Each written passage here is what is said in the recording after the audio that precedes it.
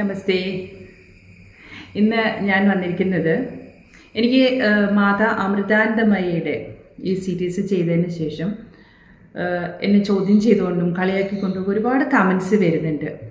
ഞാൻ ഈ കമൻസ് ഒന്നും മൈൻഡ് ചെയ്യാറില്ല, ഞാനത് ഇടാറുമില്ല. അതെൻ്റെ ഒരു ഡിസ്ക്രിപ്ഷനാണ്. അതിലാണല്ലോ യൂട്യൂബ് നമുക്കതിൻ്റെ ഓപ്ഷൻ തന്നിരിക്കുന്നത്. നമുക്കിഷ്ടമില്ലാത്ത കമൻറ്റ് ഡിലീറ്റ് ചെയ്യാൻ ആ ഓതറിനൊരു അവകാശമുണ്ട്. അമ്മയെ ആയിക്കോട്ടെ, ഏതൊരു ഗുരുവിനെ ആയിക്കോട്ടെ, അവരെ അവഹേളിച്ചുകൊണ്ടുള്ള ഒരു കമൻറ്റും എൻ്റെ യൂട്യൂബ് വോളിൽ പ്രത്യക്ഷപ്പെടില്ല. അത് ഞാൻ ഉറപ്പ് വരുത്തിയിട്ടുണ്ട്. അതുകൊണ്ട് ഞാൻ പലപ്പോഴും പറയുന്നത്, നിങ്ങൾ നിങ്ങളുടെ സമയം വെറുതെ അതിനു വേണ്ടി കളയണ്ട. അമ്മ എന്താണ് എന്നുള്ളത്, അമ്മയെ അനുഭവിച്ചറിഞ്ഞിട്ടുള്ളത്, അത് യഥാർത്ഥത്തിൽ സത്യം എന്താണ് എന്നറിയാനായിട്ട് ആഗ്രഹമുള്ളവർക്കേ മനസ്സിലാവുള്ളൂ. അല്ലാതെ ഉള്ളിൽ കളങ്കമുള്ളവരൊക്കെ അമ്മയെ ചെന്ന് കണ്ട് അവർക്ക് അവരുടെ കളങ്കമാണ് റിഫ്ലക്റ്റ് ചെയ്യുക. ഒരു സാധാരണ മുക്കുവക്കുടിൽ ഏറ്റവും താഴ്ന്ന സാഹചര്യത്തിൽ നിന്ന് അവരവരുടെ യോഗ ബലം കൊണ്ടും സാധനാ ബലം കൊണ്ടും പ്യൂരിറ്റി കൊണ്ടും ലോകം മുഴുവനും അറിയപ്പെടുന്ന ഒരു ആധ്യാത്മിക ഗുരുവായിട്ട്, സോഷ്യൽ റിഫോമറായിട്ട്, എത്ര യൂണിവേഴ്സിറ്റികളുടെയൊക്കെ ചാൻസലറായിട്ട് അമ്മ മാറണമെങ്കിൽ ഇതേപോലെ തന്നെയാണ് സത്യസായിബാബ 4ാം ക്ലാസ്സിൽ വെച്ച് പാഠപുസ്തകം ഉപേക്ഷിച്ച ആ ബാബയാണ് പല യൂണിവേഴ്സിറ്റിയുടെയും ചാൻസലർ. അവർക്ക് ഈ ഭൗതികമായിട്ടുള്ള വിദ്യാഭ്യാസത്തിൻ്റെ ആവശ്യമില്ലായിരുന്നു. അമ്മയ്ക്കും 8ാം ക്ലാസ്സിൽ വെച്ച് പഠിത്തം നിർത്തേണ്ടി വന്നു. അപ്പോൾ വലിയ വലിയ ഡിഗ്രികളുള്ളവരൊക്കെ അവരുടെ കാൽക്കൽ പോയി നമസ്കരിക്കുന്ന കാണുന്നുണ്ട്. പക്ഷേ മനസ്സിലെ അന്ധകാരം ബാധിച്ചവർക്ക് അത് കാണാൻ പറ്റില്ല. അപ്പോൾ ഈ അമ്മയെപ്പറ്റി ഒരുപാട് അനാവശ്യങ്ങൾ എനിക്ക് വരുന്നതുകൊണ്ട് പറയാം, നിങ്ങൾ മലർന്നു കിടന്ന് നിങ്ങളുടെ മുഖത്ത് തന്നെ തുപ്പിക്കോളൂ. അല്ലാതെ നിങ്ങൾ പറയുന്ന ഈ ഒരു കാര്യവും അമ്മയ്ക്കോ ബാധിക്കുന്നില്ല, ഞങ്ങളെപ്പോലുള്ള ഭക്തർക്കും ബാധിക്കുന്നില്ല. കാരണം ഞാൻ എൻ്റെ ജീവിതത്തിൽ ആദ്യമായിട്ട് ഒരു ഗുരുവിനെ ഫിസിക്കൽ ഫോമിൽ ദർശിച്ചത് അമ്മയാണ്. അന്ന് ഞാൻ ആധ്യാത്മികമായിട്ട് ഒട്ടും പുരോഗമിച്ചിട്ടില്ല ഈ ജന്മത്തിൽ. ഒരു സാധാരണക്കാരി, അത് എൻ്റെ മകൻ മരിച്ച ദുഃഖത്തിൽ പോയി കാണുന്നു. പക്ഷെ അപ്പോൾ പോലും ആ ഒരു അമ്മയുടെ ഹഗ്ഗിൽ, ഒരു ആലിംഗനത്തിൽ നമുക്ക് ആ ഒരു റിലീഫ് ഫീൽ ചെയ്തു. ഞാൻ അവിടെ ഭജനം നടന്നുകൊണ്ടിരിക്കുമ്പോൾ, അമ്മ അവിടെ ഭജനയിൽ മതിമറന്നിരിക്കുമ്പോൾ ഒരു മൊമെൻറ്റിൽ ഞാനൊന്ന് ഭയങ്കര വിഷമമുള്ള സമയത്ത് ഞാൻ അമ്മയൊന്ന് നോക്കിയിരുന്നെങ്കിൽ, എന്നെ ഒന്ന് നോക്കിയിരുന്നെങ്കിൽ എന്ന് വിചാരിച്ച ആ ഒരു മൊമെൻറ്റിൽ അമ്മ എന്നെ തിരിഞ്ഞ് നോക്കിയത് എനിക്കിപ്പോഴും ഓർമ്മയുണ്ട്. അപ്പോൾ അമ്മയുടെ കണ്ണുകളിൽ നെളിച്ച് കണ്ടത് എൻ്റെ ദുഃഖം തന്നെയായിരുന്നു. അമ്മയുടെ മുഖത്ത് ആ ഒരു വിഷമഭാവം, കാരണം എൻ്റെ ദുഃഖം അമ്മയ്ക്ക് അത് മനസ്സിലായി എന്ന് എനിക്ക് മനസ്സിലായി. അതിനുശേഷം 2-3 പ്രാവശ്യം കണ്ടിട്ടുണ്ട്. അതിലുണ്ടായ ഒരു അനുഭവം തൃശ്ശൂർ വെച്ചിട്ട് ഒരു പ്രാവശ്യം ഞാൻ അമ്മയെ പോയി കണ്ടപ്പോൾ എത്രയോ ജനങ്ങൾ വരുന്നത്. എന്നെ കണ്ടപ്പോൾ അമ്മ തമിഴ് എന്ന് പറഞ്ഞു കേട്ടോ. ഞാനൊരു തമിഴ് പെൺകുട്ടിയാണെന്ന് പറയുന്നത് പോലെയാണ് എനിക്ക് തോന്നിയത്. അമ്മ ഹഗ് ചെയ്തിട്ട് ചെല്ലപ്പിള്ളേ ചെല്ലപ്പിള്ളേ ചെല്ലപ്പിള്ളേ എന്ന് 3 തവണ എൻ്റെ ചെവിയിൽ കുറച്ചു. അപ്പം ഞാൻ വിചാരിച്ചു എന്നെ കണ്ട തമിഴ് ലുക്കാണോ ഉള്ളത്. പിന്നെ മലയാളികളും തമിഴരും ഒക്കെ അടുത്തടുത്തുള്ളവരാണ്, ചിലപ്പോൾ അങ്ങനെ തോന്നിയിട്ടുണ്ടാവും. പക്ഷെ അതിൻ്റെ കാരണം എനിക്ക് മനസ്സിലായത് ഞാൻ തിരുവണ്ണാമല പോയപ്പോഴാണ്. അമ്മ എൻ്റെ ഒരു പാസ്റ്റ് ലൈഫ് കണക്ഷനാണ് അവിടെ പറഞ്ഞത്. വളരെ സ്ട്രോങ് ആയിട്ടുള്ളൊരു പാസ്റ്റ് ലൈഫ് എനിക്ക് ഉണ്ടായിരുന്നുവെന്നും അതിൻ്റെ ഒരു മെമ്മറി എനിക്ക് തിരുവണ്ണാമല പോയപ്പോൾ കിട്ടി. അത് എനിക്കറിയില്ലായിരുന്നെങ്കിലും അമ്മയ്ക്കറിയായിരുന്നു. ഒരു ഗുരുവിനെ മനസ്സിലാക്കണമെങ്കിൽ നമ്മൾ ഒരുപാട് സഞ്ചരിക്കേണ്ടി വരും. അപ്പോൾ അതേപോലെ പിന്നെ ചിലർ പറഞ്ഞിട്ടുണ്ട് എൻ്റെ അടുത്ത്, അമ്മയുടെ ശിഷ്യർ ഇപ്പം എല്ലായിടത്തും കാണുന്നവരെ, ഇപ്പം എന്താ ജയവിജയന്മാരെ പോലെ എല്ലാ ഗുരുവിൻ്റെ കൂടെയും കുറച്ച് ദ്വാരപാലകർ കാണും. അവർ വളരെ ഹാർഷായിട്ട്, അപ്പോൾ അത് ഗുരുവായൂർ പോയാൽ കാണാമല്ലോ, അവർ വളരെ ഹാർഷായിട്ട് പെരുമാറണം. അതിപ്പോൾ അമ്മയുടെ കാര്യത്തിലും പറയണം. അമ്മയുടെ കൂടെ നിൽക്കുന്ന ചിലർ ഹാർഷായിട്ട് പെരുമാറണം. അമ്മ ഇതൊന്നും അറിയുന്നില്ല, അമ്മ ഇതെല്ലാം അറിയുന്നുണ്ട്. അങ്ങനെ ചിലർ സത്യസായിബാബയുടെ കാര്യത്തിൽ ഇങ്ങനെ പറയുന്നുണ്ടായിരുന്നല്ലോ, വളരെ ഹാർഷായിട്ട് പെരുമാറുന്ന ചിലർ ഭക്തരെ അവിടേക്ക് കയറാൻ അനുവദിക്കുന്നില്ല എന്നൊക്കെ കംപ്ലൈൻറ്റ്.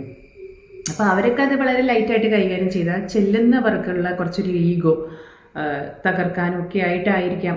എന്തിന് അവരെ ചിലപ്പോൾ കൂടെ കൂട്ടി നിർത്തിയിരിക്കുന്നതായിരിക്കാം. അവരുടെ ആ പാപഫലങ്ങൾ കളഞ്ഞ് അവരെ കുറച്ചും കൂടെ റിഫോം ചെയ്യുക. കാരണം അവർ പുറത്തേക്ക് പോയാൽ ഇതിലും വലിയ സമൂഹത്തിൽ വലിയ പ്രശ്നങ്ങളായിരിക്കാം സൃഷ്ടിക്കുന്നത്. എല്ലാ ഗുരുക്കന്മാരുടെ അടുത്തും ഉണ്ടാവും ഇങ്ങനെ കുറേ ആളുകൾ. ഇപ്പോൾ അമ്മയുടെ കൂടെ നിൽക്കുന്നവർ അങ്ങനെ ചെയ്യുന്നു ഇങ്ങനെ ചെയ്യുന്നു എന്നൊക്കെ പറഞ്ഞ് പറയുന്നതിൽ കാര്യമില്ല. അതിന് നമ്മൾ ഒരു ഗുരുവിനെ ഒരിക്കലും ശിഷ്യരെ വെച്ചിട്ട് അളക്കരുത്. എൻ്റെ എന്ന് പറയുന്നൊരു വാസ്റ്റ് കോൺഷ്യസ്നെസ് ആണ്. അപ്പം നമ്മൾ ഗുരുവിൻ്റെ ശിഷ്യർ ആ ഒരു ഗുരുവിൻ്റെ ആ ഒരു സ്റ്റാച്ചർ കിട്ടാൻ വേണ്ടിയിട്ട് പ്രയത്നിക്കുന്ന ആൾക്കാരാണ് എന്നുള്ള രീതിയിലാണ് ഗുരുവിൻ്റെ ശിഷ്യരെ കാണുന്നത്. ഗുരുവിൻ്റെ ശിഷ്യരെ പറ്റിയോ ഗുരുവിനെ പറ്റിയോ തന്നെ ഒരുപാട് എക്സ്പെക്റ്റേഷൻസ് വയ്ക്കാൻ ഗുരുക്കന്മാർ സമ്മതിക്കില്ല. അപ്പം നമ്മൾ ശിഷ്യരെ അങ്ങനെ ചെയ്യുന്നു ഇങ്ങനെ ചെയ്യുന്നു എന്ന് വെച്ചിട്ട് ഒരു മഹാഗുരുവിനെ അളക്കുന്നതിൽ വലിയൊരു മണ്ടത്തരം വേറൊന്നുമില്ല. ഓരോ സംഘടനയിലും ഓരോ അപ്പോൾ ഇത് ആയിട്ട് ബന്ധപ്പെട്ട് ഞാൻ എൻ്റെ അനുഭവങ്ങൾ പറയും. ഇപ്പോൾ അടുത്ത കാലത്ത് എന്നോട് സ്നേഹമുള്ള മോഹൻജി ഫാമിലിയിലെ എൻ്റെ ഒരു അനിയത്തിയെ പോലെ ഞാൻ കരുതുന്ന ഒരു കുട്ടീനോട് പറഞ്ഞു, ചേച്ചി അതിനെ അപ്ലൈ ചെയ്യൂ, ഇതിനെ അപ്ലൈ ചെയ്യൂ, ആ കോഴ്സ് ചെയ്യൂ. ഞാൻ പൊതുവേ ഇങ്ങനെ ഒരു സംഘടനയുടെ ചട്ടക്കൂടിൽ നിന്ന് കാര്യങ്ങൾ ചെയ്യാനായിട്ട് അങ്ങനെ ആഗ്രഹിക്കുന്ന ആളല്ല. മോഹൻജിയുടെ എന്തെങ്കിലും ഒരു ടെക്നിക്ക് വരുമ്പോഴേക്കും പെട്ടെന്ന് അത് പഠിച്ച് ചെയ്യാനോ അതിനൊന്നും ഞാൻ വലിയ ഇൻട്രസ്റ്റ് എടുക്കാറില്ല. മോഹൻജിയെ 2010 മുതൽ അറിയുമെങ്കിലും പിന്നീടും കുറേ കാര്യങ്ങൾ വന്നെങ്കിലും എനിക്കിതിന് സമയമായിട്ടില്ല എന്ന് എനിക്ക് തോന്നിയതുകൊണ്ടും എനിക്കിങ്ങനെ ഭയങ്കര അംബീഷ്യസ് ആയിട്ടുള്ള ഒരാളല്ല ഞാനെന്ന് എനിക്ക് പലപ്പോഴും തോന്നാറുണ്ട്. ഞാൻ മൈത്രി ഹീലിംഗ് ഒക്കെ തന്നെ ഓട്ടോമാറ്റിക്കലി തുടങ്ങിയതിന് ശേഷം എനിക്ക് എല്ലാത്തിനും അപ്രൂവൽ വന്നിട്ടുള്ള മോഹൻജിയാണ്. വേറൊരാളുടെ അപ്രൂവലിന് വേണ്ടി ഞാൻ കാത്തു നിൽക്കാറില്ല. ഒരു സംഘടന വേണം, അതിൻ്റെ ചിട്ടകൾ വേണം, അച്ചടക്കം വേണം, നിയമങ്ങളും വേണം. പക്ഷെ നിയമങ്ങൾ മനുഷ്യരെ സഹായിക്കാനുള്ളതാവണം. നമുക്കൊരു വിവേചന ബുദ്ധി വേണം, കോമൺ സെൻസ് വേണം എന്ന് വിശ്വസിക്കുന്ന ആളാണ് ഞാൻ, പ്രത്യേകിച്ച് ഈ ആധ്യാത്മിക കഥയിൽ. കാരണം നിയമങ്ങൾ നോക്കി നിന്നിട്ട് നമ്മളൊരാളെ ഹെൽപ്പ് ചെയ്യാനുള്ളൊരവസരം ഇതൊക്കെ കളയും. കാരണം ഇതിപ്പോൾ പറയാൻ പ്രത്യേകിച്ച് കാര്യം, ഞാൻ വളരെ ലേറ്റായിട്ടാണ് ഈ മൈത്രി ഹീലിങ്ങോ അല്ലെങ്കിൽ ഏതൊരു കോഴ്സും ഞാൻ അതിലൂടെ പോകാൻ എനിക്ക് ആ ഒരു ഇതിലൂടെ പോകാനായിട്ട് സമയക്കുറവുണ്ട്, എൻ്റെ സാഹചര്യങ്ങൾ കുറവുണ്ട്, പിന്നെ എൻ്റെ താല്പര്യക്കുറവുണ്ട്. ഞാൻ എന്തെങ്കിലും ഒരു കോഴ്സ് തന്നെ എല്ലാവരും ചെയ്തിട്ട് എൻ്റെ ഒരു സമയമാകുമ്പോൾ വന്നോളും. അതേപോലെ തന്നെയാണ് ഈ മൈത്രി ഹീലിംഗ് ആണെങ്കിലും എന്ത് ഞാൻ ചെയ്യാറ്. അപ്പോൾ ഈ കുട്ടിയോട് ഞാൻ പറഞ്ഞു, എനിക്ക് അങ്ങനെ പെട്ടെന്ന് എല്ലാം ചെയ്യണമെന്ന് താല്പര്യമൊന്നുമില്ല, അങ്ങനെയാണെങ്കിൽ ഞാൻ നേരത്തെ അപ്ലൈ ചെയ്തേനല്ലോ എന്ന് പറഞ്ഞപ്പോൾ പറഞ്ഞു.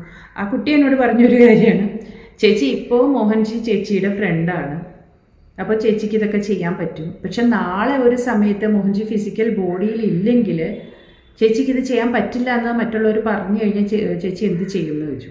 ഞാൻ പറഞ്ഞു, ഞാൻ ചെയ്യില്ല, എനിക്ക് ചെയ്യാൻ പറ്റുന്ന കുറേ കാര്യങ്ങളുണ്ട്, അത് ഞാൻ ചെയ്യും. ഒരാളെ ഹെൽപ്പ് ചെയ്യാനായിട്ട് എൻ്റെ അടുത്ത് ആരെങ്കിലും വന്ന് സഹായം ചോദിച്ചാൽ അവരെ ഹെൽപ്പ് ചെയ്യാൻ എനിക്ക് ആളുടെ അനുവാദം ആവശ്യമില്ല.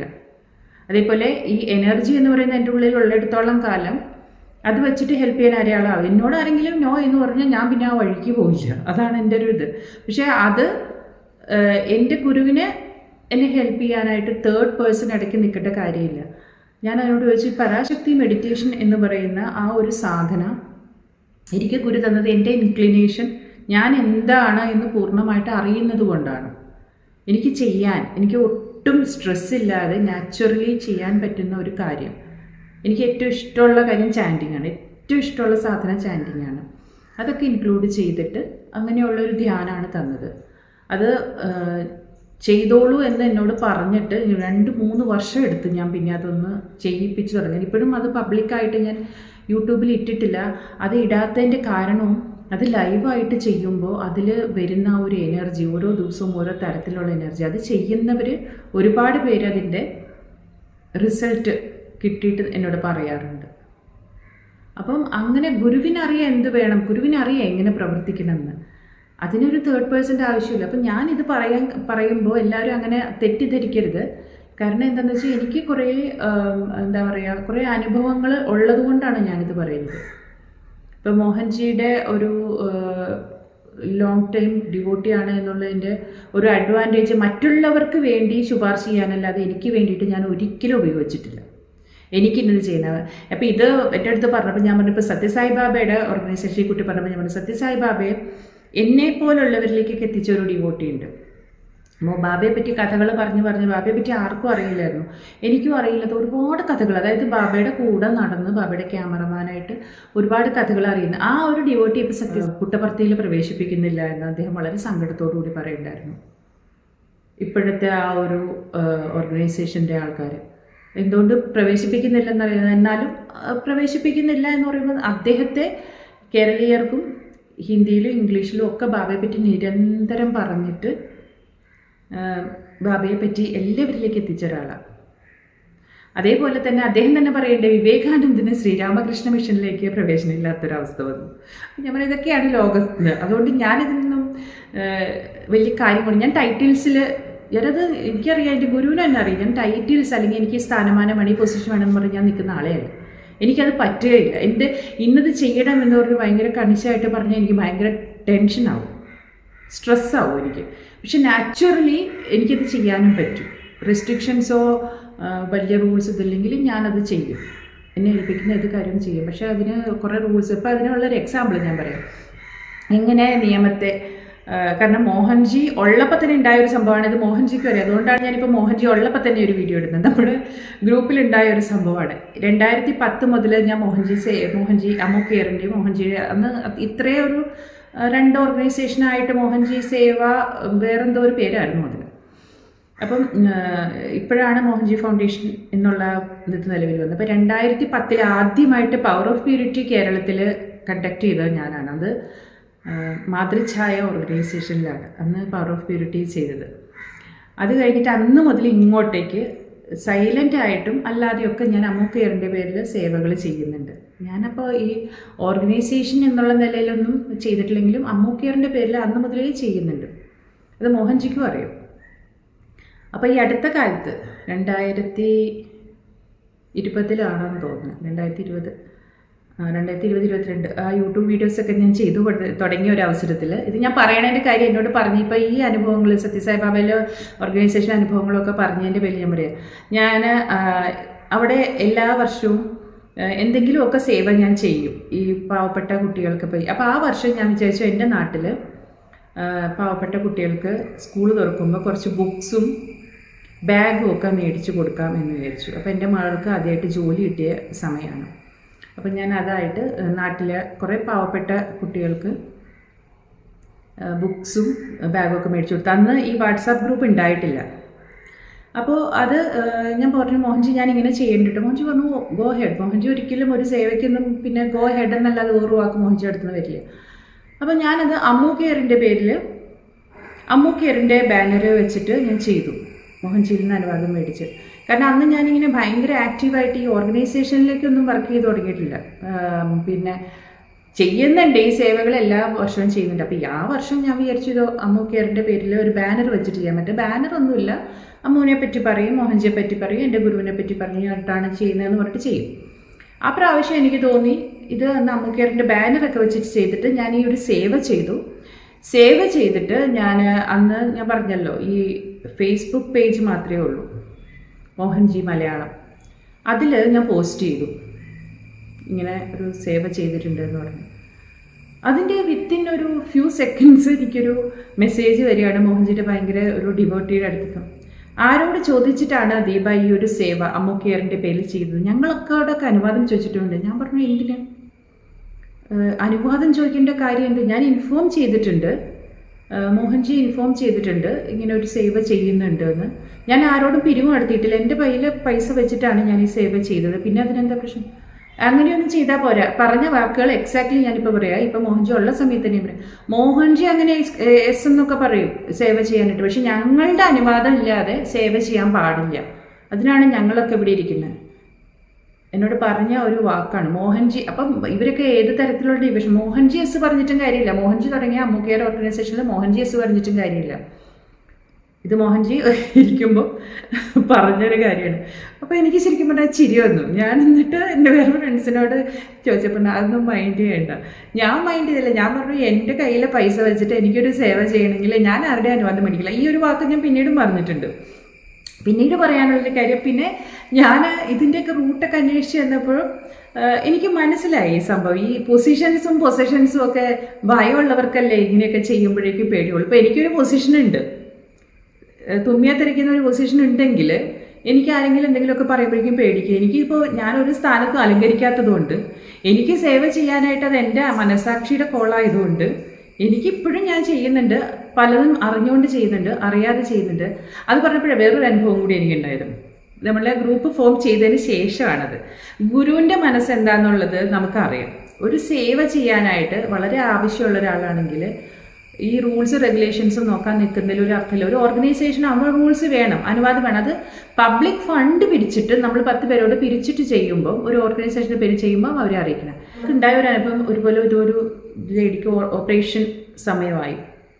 അപ്പോൾ അത് ലാസ്റ്റ് മൊമെൻ്റാണ് ഒരാളെ അറിയിക്കുന്നത്, ഓപ്പറേഷന് കയറ്റിയിട്ടുണ്ട്, ഓപ്പറേഷന് പൈസ ഇല്ല, ഇല്ലെങ്കിൽ അവരുടെ ജീവനാപകടത്തിലാണ്. അപ്പോൾ എത്രയും വലിയ തുക കൊടുക്കാൻ എൻ്റെ കയ്യിലില്ല. അപ്പം നമ്മൾ നമ്മുടെ ഗ്രൂപ്പിൽ ചോദിച്ചു. നമ്മുടെ ഗ്രൂപ്പ് എന്ന് പറഞ്ഞാൽ വളരെ ജനറസ് ആയിട്ടുള്ളൊരു ഗ്രൂപ്പ്. അപ്പോൾ അവർ പെട്ടെന്ന് തന്നെ ആ പൈസ അവർ ഓൺ ദ സ്പോട്ട് അവർ ആ പൈസ അയച്ച് 25,000 28,000 എന്തോ ആയി. അതങ്ങനെ കൊടുത്തു. അതപ്പം നമ്മളെ അറിയിച്ച ആളോട് ഞാൻ പറഞ്ഞു, പൈസ അവരുടെ പേരിൽ നമ്മളങ്ങനെ എപ്പോഴും ചെയ്യാം. ആർക്കാണോ കിട്ടേണ്ടത് അവരുടെ മൊബൈൽ നമ്പറേ ഷെയർ ചെയ്യുള്ളൂ. അതിൻ്റെ ഇടയ്ക്ക് നിൽക്കുന്ന പരിപാടിയില്ല. ആ ഒരാളുടെ പേരിലേക്ക് ചെല്ലും. പക്ഷെ ഞാൻ പറഞ്ഞു, ജസ്റ്റ് അവരെ ഒന്ന് പോയി കണ്ട് സമാധാനിപ്പിക്കുന്ന ഒരു ഫോട്ടോ ഒന്ന് അയച്ചു തരൂ, നമുക്ക് ഈ ഗ്രൂപ്പിലിടാമെന്ന് പറഞ്ഞു. ഞാനത് അങ്ങനെ ഒരു ഗ്രൂപ്പിലിട്ടു, ഈ സേവയുമായിട്ട് ബന്ധപ്പെട്ട മക്കൾക്ക്. അപ്പോൾ നെക്സ്റ്റ് ക്വസ്റ്റ്യൻ എന്നോട് പറഞ്ഞു, അങ്ങനെയൊക്കെ ചെയ്ത് അത് ശരിയായിട്ടില്ല, ഒരു കോൺട്രവേഴ്സി പോലെ അതിൽ വന്നു. ഞാൻ പറഞ്ഞു, ഞാൻ ഇനി മേലെ ഫോട്ടോ ഷെയർ ചെയ്യുന്നില്ല, ചെയ്യാം. ഫോട്ടോ ആ ഗ്രൂപ്പിൽ ഷെയർ ചെയ്താലാണല്ലോ പ്രശ്നം. ഈ ഇടത്ത് കൈ ചെയ്യുന്നത് വലത്ത് കൈ അറിയാൻ പാടില്ല എന്നുള്ളതാണ് റൂള്. അതിന് വിരുദ്ധമായിട്ട് ചെയ്തുകൊണ്ടാണല്ലോ ഈ പ്രശ്നം. ഇപ്പം നമ്മളൊരാൾ, ഞാനിതിൽ ഇടനിലക്കാരിയല്ല, ഞാൻ എൻ്റെ പേരിൽ പൈസ അയക്കരുത് എന്ന് പറഞ്ഞിട്ടുള്ള ആളാണ്. ഈ ഒരു സംഭവം, അപ്പോൾ ഈ ഓപ്പറേഷൻ്റെ സംഭവത്തിലേക്ക് വരുമ്പോൾ നമുക്ക് ഗുരുവിനെ മനസ്സിലാവും. അപ്പോൾ ഇങ്ങനെ പറഞ്ഞു എൻ്റെ അടുത്ത്, ഇങ്ങനെ ചെയ്തത് ശരിയല്ല. പിന്നെ ഒരാൾ ഓപ്പറേഷൻ തിയേറ്ററിൽ കിടക്കുമ്പം നമ്മൾ ഈ ലീഗലിയൊക്കെ നീങ്ങാൻ തുടങ്ങിക്കഴിഞ്ഞ് കഴിഞ്ഞാൽ ആളുടെ പരിപാടി കഴിയും. അപ്പോൾ ഞാൻ പിന്നെ അതൊന്നും മിണ്ടിയില്ല, നമ്മൾ സേവ ചെയ്തു. ഇനി അതിൻ്റെ പേരിൽ കോൺട്രവേഴ്സി, ഞാൻ ഇനി ഫോട്ടോ ഷെയർ ചെയ്യണില്ല തീരുമാനിച്ചു, പ്രശ്നം തീർന്നു. അപ്പോൾ അങ്ങനെ വന്നു കഴിഞ്ഞപ്പോൾ ആ ഒരു പ്രാവശ്യമാണ് ആ ഒരു അമ്മ ഓപ്പറേഷൻ കഴിഞ്ഞ് കണ്ണ് തുറന്നപ്പോൾ മോഹൻജി അടുത്തിരിക്കുന്നു. അവർ മോഹൻജിയെ കണ്ടിട്ടില്ല, മോഹൻജി എന്ന് പറയുന്ന ഗുരുവിനെ പറ്റി കേട്ടിട്ടില്ല. പക്ഷേ ഈ ഓപ്പറേഷൻ എല്ലാം കഴിഞ്ഞ് ഇവരെ പറ്റി പറഞ്ഞ ആൾ മോഹൻജിയുടെ ഒരു ഫോട്ടോ കൊണ്ട് കാണിച്ചപ്പോൾ അവർ കരഞ്ഞു തുടങ്ങി, ഈ ഒരു മോനാണല്ലോ എൻ്റെ അടുത്ത് വന്നിരുന്നതെന്ന്. അപ്പോൾ എനിക്ക് മനസ്സിലായി മോഹൻജി എവിടെ നിൽക്കുന്നു എന്നുള്ളത്. നിയമങ്ങൾ വേണം, ചട്ടക്കൂടുകൾ വേണം. മനുഷ്യൻ നിയമത്തിന് വേണ്ടിയാവരുത്, നിയമം മനുഷ്യന് വേണ്ടിയായിരിക്കണം. ഒരാൾ വിശന്ന് ഇരിക്കുമ്പോൾ അവർക്ക് ഭക്ഷണം കൊടുത്തിട്ട് വേണം അവരോട് ദൈവത്തെ പറ്റി പറയാൻ. ഞാനിതിപ്പോൾ ഈ ഒരു അവസരത്തിൽ പറഞ്ഞിട്ടില്ലെങ്കിൽ ഞാൻ നാളെ ഉണ്ടാക്കി പറയണമെന്ന് പറയും. ഇതൊക്കെ കഴിഞ്ഞിട്ട് അധികം നാളായിട്ടില്ല. അതുകൊണ്ട് എനിക്ക് ഈ എന്താ പറയുക, പട്ടങ്ങളിലും പദവികളിലും ടൈറ്റിൽസിലും ഞാൻ ഒട്ടും ബോധമില്ലാത്ത ആളായതുകൊണ്ട് ഞാൻ അതിനെ എൻ്റേതായ രീതിയിൽ ഹാൻഡിൽ ചെയ്ത് പോയിട്ടുള്ളതാണ്. അപ്പോൾ ഒരു സേവ എന്ന് പറയുമ്പോൾ അത് സേവയായിരിക്കണം. ഇടത്ത് ചെയ്യുന്ന വലത്തേ അറിയാതിരിക്കുക എന്നല്ലേ, പക്ഷേ ട്രാൻസ്പെറൻ്റ് ആയിരിക്കേണ്ടടുത്ത് ട്രാൻസ്പെറൻ്റ് ആവുകയും ചെയ്യണം. ഞാനിപ്പോൾ ഇതിപ്പോൾ എന്തെങ്കിലും ഞാൻ ചെയ്തു എന്നുള്ളതല്ല. പക്ഷേ ഇപ്പോൾ ഫ്രണ്ട്സ് ഓഫ് അമ്മു കെയർ എന്ന് പറയുന്നൊരു ഗ്രൂപ്പുണ്ട്. UPI അടക്കം ഒരുപാട് സിസ്റ്റം വന്നു ആൾക്കാർക്ക് പൈസ അയക്കാനായിട്ട്. നേരത്തെ എന്നോട് ചോദിക്കുമ്പോൾ എനിക്കറിയില്ല, ആകെ ഒരു ബാങ്ക് അക്കൗണ്ട് മാത്രമേ ഉണ്ട്, എങ്ങനെ പൈസ അയക്കണം എന്നറിയില്ല. ഞാൻ പറഞ്ഞു, എൻ്റെ പേരിൽ പൈസ അയക്കാൻ പറ്റില്ല, എനിക്ക് നാളെ ഒരു ഇത് കേൾക്കാൻ പറ്റില്ല എന്ന് പറഞ്ഞ് അത് അവസാനിപ്പിച്ച ഒരു വിഷയം. അപ്പം ഈ ഗുരു എല്ലാം അറിയുന്നുണ്ട്, പക്ഷേ ഗുരുവിൻ്റെ ശിഷ്യരെന്ന് പറയുന്നവർ ഗുരുവിനെ റിഫ്ലക്റ്റ് ചെയ്യുന്നില്ല. ഗുരുവിനെ ആ ശിഷ്യരെ വെച്ചിട്ട് അളക്കരുത്. ഇതുപോലെ തന്നെയാണ് ഈ മാതാ അമൃതാനന്ദമയുടെ കുറ്റം പറയുമ്പോഴോ അല്ലെങ്കിൽ ശിഷ്യരെ വെച്ച് പറയുമ്പോഴോ സത്യസായി ബാബയുടെ പറയുമ്പോഴോ ഞാൻ പറയണേ, ഗുരു അവർക്ക് ഗൈഡൻസ് കൊടുക്കണ്ടാവും. അതുകൊണ്ട് ഞാൻ എൻ്റെ അടുത്ത് പറഞ്ഞ എൻ്റെ ഫ്രണ്ടിനോട് ഞാൻ പറഞ്ഞു, നാളെ മോഹൻജി ഫിസിക്കൽ ഇത് വിട്ടാൽ എന്നുള്ളൊരു പ്രശ്നം എന്നെ സംബന്ധിച്ചിടത്തോളം ഉദിക്കുന്നേയില്ല. കാരണം ഗൈഡൻസ് ഫ്രം വിത്തിനാണ് എനിക്ക് കിട്ടിയിരിക്കുന്നത്. ഒരിക്കലും ഫിസിക്കൽ ലെവലിൽ ഞാൻ എന്താ പറയുക, അങ്ങനെ പെർമിഷൻ ചോദിക്കുന്നതൊക്കെ കൂടുതൽ ഇന്നർ ഗൈഡൻസ് ആണ്. അപ്പം നമ്മളുടെ സമയം പോലെ തന്നെ ആൾക്കാരുടെ പ്രശ്നങ്ങൾ കേൾക്കാനും അത് ഒന്ന് മോഹൻജിയോട് പ്രാർത്ഥിക്കുമെന്ന് പറയുമ്പോൾ ഞാൻ പലപ്പോഴും പറയണം, നിങ്ങൾ വായിച്ചാലും മോഹൻജി കേൾക്കും. ഇനി ഇടനിലക്കാരുടെ ആവശ്യമൊന്നുമില്ല. മോഹൻജി അതുകൊണ്ടാണ് മോഹൻജി പറയാറ്, connect to my consciousness, connect ചെയ്യുമെന്ന് പറയാറ്. അപ്പം ഞാൻ പറയാറ് ഇപ്പം ഇത് തന്നെയാണ് എനിക്കിപ്പോൾ ഇത്രയും കോൺഫിഡൻ്റ് ആയിട്ട് പറയാനുള്ള കാര്യം എന്താ വെച്ചാൽ, എൻ്റെ അനുഭവങ്ങൾ കൊണ്ട് എനിക്ക് മനസ്സിലായി ശിഷ്യരെ വെച്ചിട്ട് ഗുരുവിനെ അളക്കരുതെന്ന്. അതിപ്പോൾ എന്നെ വെച്ചിട്ടും അളക്കരുതെന്നേ ഞാൻ പറയുള്ളൂ. അതുകൊണ്ട് തന്നെ മാതാ അമൃതാനന്ദമയെ പറ്റി ഇതൊക്കെ പറയുമ്പോൾ എനിക്കറിയാം എന്താ അവിടെ സംഭവിച്ചിട്ടുണ്ടാവുമെന്ന്. ഇത്രയും കാലമായിട്ട് അമ്മ ഈ കേരളീയ സമൂഹത്തിൽ പിടിച്ചു നിൽക്കണമെങ്കിൽ എന്തൊക്കെ അവിടെ സംഭവിച്ചിട്ടുണ്ടെന്ന് ഊഹിക്കും. ഈ സത്യസായിബാബയുടെ കേസിലും ബാബയുടെ കൂടെ കിടന്ന് ഉറങ്ങിയിരുന്ന ഒരു ഡിബേറ്റ് ഉണ്ട്. എത്ര വിശ്വാസമുള്ളവരല്ലേ ബാബ കൂടെ ആ റൂമിൽ 2 ശിഷ്യരെ കിടന്നു. അങ്ങനെ കൂടെ നടന്ന് ബാബയുടെ കൂടെ വർഷങ്ങളോളം കൂടെ നടന്ന ഒരാൾ പറഞ്ഞു, ഞാനിനി ഈ മറ്റുള്ളവരെ ഞാൻ ബാബയെ വന്ദിക്കും, പക്ഷെ മറ്റുള്ളവരെ വന്ദിച്ചിട്ട് പുട്ടപ്പുറത്തിൽ പോകാൻ എനിക്ക് കിട്ടില്ല എന്ന് പറഞ്ഞിട്ട് ആ ആളുടെ ഒരു വീഡിയോയും എനിക്ക് വന്നിട്ടുണ്ടായിരുന്നു. ഓരോരുത്തർ അയച്ചായിരുന്നു. ഞാൻ പോണില്ല, കാരണം അവിടെ ബാബയുടെ യഥാർത്ഥ ശിഷ്യരെ കയറ്റുന്നില്ല, അതുകൊണ്ട് ഞാൻ പോണില്ല എന്ന്. അപ്പോൾ ബാബയെ പോലെ അമൃതാനന്ദമയെ പോലെയൊക്കെയുള്ള ഗുരുക്കന്മാരുടെ ശിശുവിൽ നിൽക്കുന്ന ലെവലാണിത്. അപ്പോൾ പിന്നെ നമ്മൾ പറഞ്ഞിട്ട് കാര്യമില്ല, ഇത് കലികാലമാണ്. അവരവരുടെ വിവേചന ബുദ്ധി വെച്ച് ചെയ്യുക. അതുകൊണ്ട് ഞാൻ പറയുകയാണ്, എനിക്ക് എന്താ പറയുക, വേറൊരാൾ അംഗീകരിക്കുമോ ഇതോ ചെയ്യുമോ ആ ഒരു ഒക്കെ പ്രശ്നമൊന്നുമില്ല. അതേപോലെ തന്നെ അമൃതാനന്ദമയുടെ കാര്യത്തിലും ഞാൻ ഈ ഒരു ബുക്ക് റീഡിങ് തുടങ്ങിയിട്ടുണ്ടെങ്കിൽ അത് വായിച്ച് അവസാനിപ്പിക്കുക തന്നെ ചെയ്യും. കാരണം അമ്മ എന്താണെന്നുള്ളത് അമ്മയെ അറിയാൻ ആഗ്രഹിച്ചിട്ടുള്ളവർ അറിഞ്ഞിട്ടുണ്ട്. ഞാൻ അമ്മയുടെ ഏറ്റവും അടുത്ത ശിഷ്യ അങ്ങനെയൊന്നുമല്ല, പക്ഷേ 2-3 വട്ടം കണ്ടപ്പോൾ ഉള്ള ഒരു അനുഭവം അറിയാം. അമ്മയ്ക്ക് നമ്മൾ എന്താണെന്നുള്ളത് അറിയാം. അമ്മയോട് ഞാൻ ചോദിച്ചിട്ട് അന്നൊരു അമ്മ എന്ത് വേണമെങ്കിലും നിങ്ങൾക്ക് ഒരു പേപ്പറിൽ എഴുതിയിടാം അമ്മയോടെന്ന് പറഞ്ഞു. ആ സമയത്ത് ഞാൻ അന്ന് അമ്മയ്ക്ക് എന്ത് എഴുതി കൊടുത്തു അതെൻ്റെ ജീവിതത്തിൽ സംഭവിക്കുകയും ചെയ്തിട്ടുണ്ട്. അതേപോലെ തന്നെ ഞാൻ പറഞ്ഞു, ഈ അമ്മ തമിഴ് കുട്ടിയാണെന്ന് പറഞ്ഞത് എന്തുകൊണ്ടാണെന്ന് വർഷങ്ങൾക്ക് ശേഷം എനിക്ക് മനസ്സിലായി. അപ്പോൾ അമ്മ എന്താണെന്നുള്ളത് അറിയാത്തവർ അവർ വിമർശിച്ചോട്ടെ, അവർ കടപ്പുറം സുധാമണി തന്നെ വിളിച്ചോട്ടെ, അമ്മയ്ക്ക് അതിൽ കംപ്ലൈൻറ്റ് ഇല്ലാത്തടത്തോളം കാലം എനിക്ക് കംപ്ലൈൻറ്റ് ഇല്ല. പിന്നെ അതേപോലെ തന്നെയാണ് ഞാൻ പറയുന്നത്, ഇതിങ്ങനെ വേർതിരിച്ച് കാണാൻ എനിക്കറിയില്ല. ഞാൻ എന്നെക്കൊണ്ട് പറ്റുന്ന എന്ത് സേവയാണോ അതെല്ലാം ചെയ്യാറുണ്ട്. അത് ഇതുമായിട്ട് ബന്ധമുള്ളതായിരിക്കാം, ഇല്ലാത്തതായിരിക്കാം. അപ്പം നമ്മൾ നാരായണീയം വായന തുടങ്ങി അത് ഒരു ഇന്നർ കോളാണ്. പക്ഷെ അത് ആദ്യത്തെ സമ്പൂർണ്ണം നമ്മൾ വായിച്ചു കഴിഞ്ഞപ്പോഴുള്ള എല്ലാവരുടെ എക്സ്പീരിയൻസ് ഷെയറിങ് നമുക്ക് മനസ്സിലായി. കൃഷ്ണൻ ആ ഒരു അനുഗ്രഹം നമുക്ക് തന്നിട്ടുണ്ട് എന്നത്. അപ്പം നമ്മൾ ഗുരുവിനോട് കണക്ട് ചെയ്തിട്ടുണ്ടെങ്കിൽ പിന്നെ ഇതൊന്നും ഒരു വിഷയമേ അല്ല. അതുകൊണ്ട് തന്നെ ഞാൻ പറയുകയാണ്, അമൃതാനന്ദമയി അമ്മയെ പറ്റിയുള്ള വേറെയും കുറേ പേര് എനിക്കിങ്ങനെ മെസ്സേജ് അയച്ചു. അമ്മയുടെ ഡിവോട്ടി ആയിരുന്നു ആദ്യകാലത്ത്, പക്ഷെ ഇപ്പോൾ അവിടെയുള്ളവരുടെ ഒരു സ്വഭാവം, അതായത് അമ്മയുടെ അടുത്തേക്ക് പല തരത്തിലുള്ള ആൾക്കാർ ചെല്ലണ്ടാവും.